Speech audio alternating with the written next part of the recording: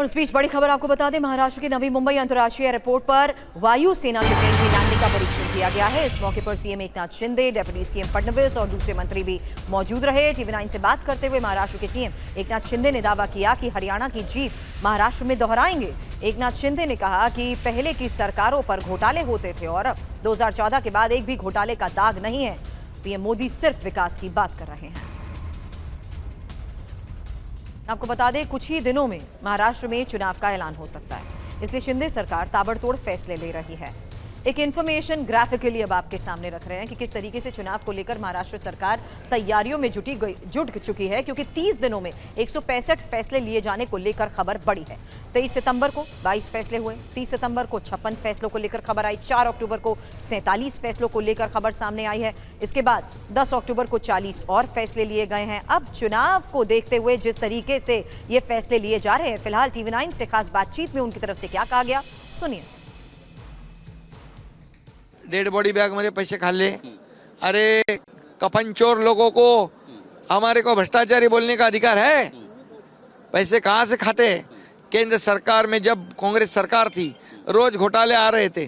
2014 से पहले देखो कौन से अगस्ता घोटाला, चारा घोटाला, गोबर घोटाला, कोयला घोटाला, सब घोटाले घोटाले घोटाले। 2014 के बाद ये मोदी जी विकास का काम करते हैं। डबल इंजन की सरकार है, विकास नीति को केंद्र आगे बढ़ा रहा है और राज्य सरकार भी आगे बढ़ा रहा है। हमारा 2.5 साल का काम, उनका 50-60 सालों का काम। हम उनका 2.5 साल का काम, महायुति का 2 साल का काम। जनता के दरबार में जाने दो, हम दूध का दूध पानी का पानी होने दो।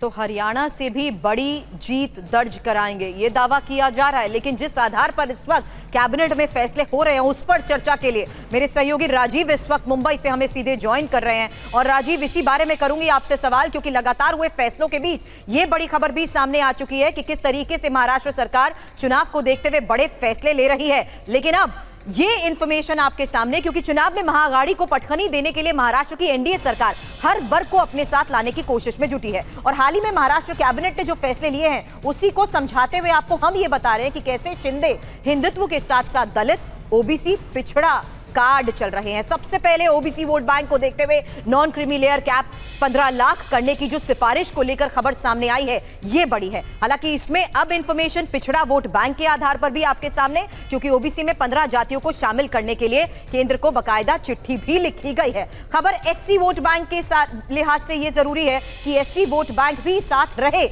इसलिए एससी आयोग को संवैधानिक दर्जा देने के प्रस्ताव को लेकर भी खबर आ चुकी है। और आयोग के लिए 27 पद, इसके अलावा एससी आयोग में 27 पद स्वीकृत करने पर भी कैबिनेट ने मुहर लगा दी है। अब मुस्लिम वोट बैंक के लिहाज से इंफॉर्मेशन वॉल पर यह डिटेल, क्योंकि मुस्लिम वोट बैंक पर भी नजर है और मौलाना आजाद अल्पसंख्यक फंड को बढ़ाकर 1000 करोड़ करने का फैसला लिया गया है। मदरसा शिक्षक का वेतन बढ़ाकर अब 16,000 कर दिया गया है। तो ये जो फैसले लिए जा रहे हैं दलित, ओबीसी और पिछड़ा कार्ड को देखते हुए, साथ ही पिछले कुछ दिनों में लगातार लिए गए फैसलों के आधार पर क्या और डिटेल इंफॉर्मेशन और चुनावी तैयारियों के लिहाज से ये फैसले कितने महत्वपूर्ण, राजीव?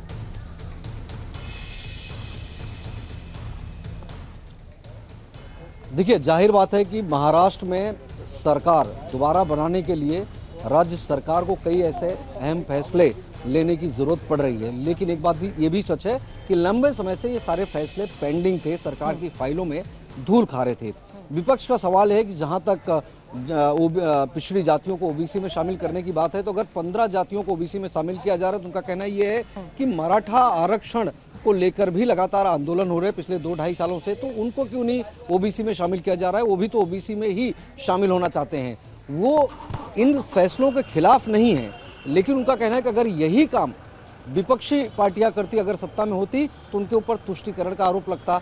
यही काम अब बीजेपी की अगुवाई वाली सरकार कर रही है, एकनाथ शिंदे की सरकार कर रही है, तो कह रहे हैं कि हम लोगों के भले के लिए काम कर रहे हैं। बिल्कुल। लेकिन एक बात यह भी है, सच है कि हरियाणा में इसी तरह के बहुत ही बेहद बारीकी से सरकार ने कई जातियों को जोड़ने की कवायद की थी और उसका इसी माइक्रो मैनेजमेंट के लिए मानी भी जाती है फिलहाल। लेकिन अब जिस तरीके से फैसले हुए हैं उसके बारे में राजीव हमारे सहयोगी हमें जानकारी दे रहे थे। आगे भी लेंगे आपसे अपडेट। शुक्रिया।